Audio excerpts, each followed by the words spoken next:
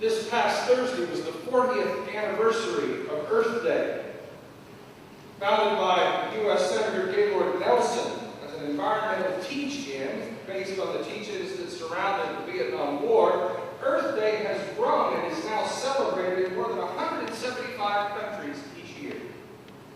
Ironically, Earth Day grew out of a trip that Senator Nelson made to Santa Barbara, California, and a giant oil spill in the Pacific Ocean to which no one seemed to be paying much attention, or if they were, not causing anyone any great distress. This week in the Gulf of Mexico, we witnessed an oil rig catch fire and explode, and only this morning did they discover that yes, it's still pumping oil, and that oil is going into the Gulf of Mexico, causing who knows what kind of damage.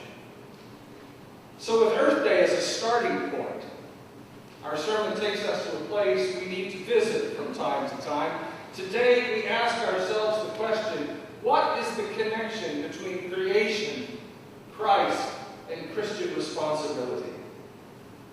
Is there a faith component to all this environmental talk going on these days? And if there is, what are we to do as people of faith?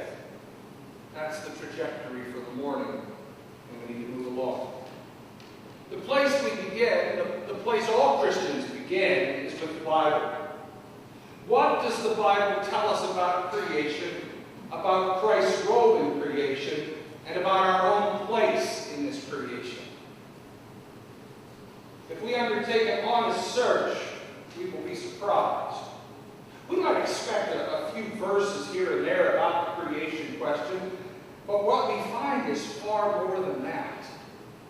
From the first chapter of Genesis to the last chapter of Revelation, the Bible affirms again and again God's care for creation and for each creature, especially the most vulnerable, both human and non-human. Start in Genesis. Read either of the creation stories. Yes, there are two, chapter 1 and chapter 2.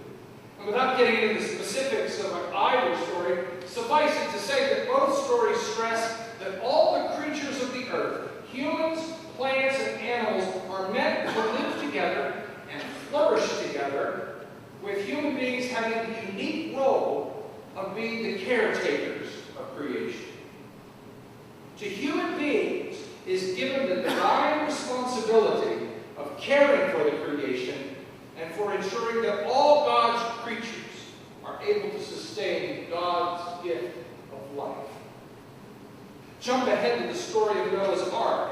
You might even consider that story as the first endangered species project, in which God rescues the many species from the consequences of human sin and begins again with the rainbow covenant.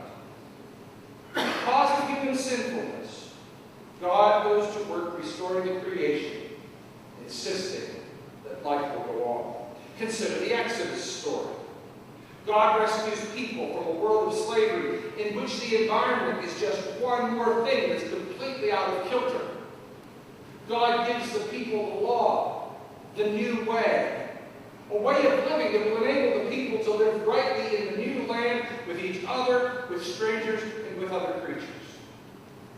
Look at the wisdom literature of the Old Testament, and you see lessons that humankind is supposed to learn from nature, thereby discovering their proper role in the creation and gaining an appreciation for the universe that God has created and in which God is involved. Look at the prophets, and you'll find them calling the people back to God's new way of living rightly with each other and with the land, and seeing that when they fail to walk in the new way, the poor and the marginalized people suffer as well, and that when they are faithful to the new way, the poor and marginalized flourish along with the rest of creation. Make the jump to the New Testament, and you'll find that in Christ, God acts so that the universe might be saved. John tells us that the whole point of the incarnation is to affirm the value of creaturely life. Luke reminds us that our care for the creation extends to freeing the poor and the suffering of the world, and then reestablishing right relations with the land and nature. Mark tells us that Jesus commands the disciples to go into all the world and to proclaim the good news to the whole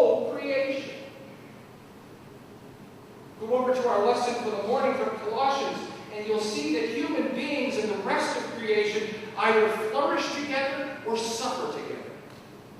We're all in this together, and we either sink or swim together.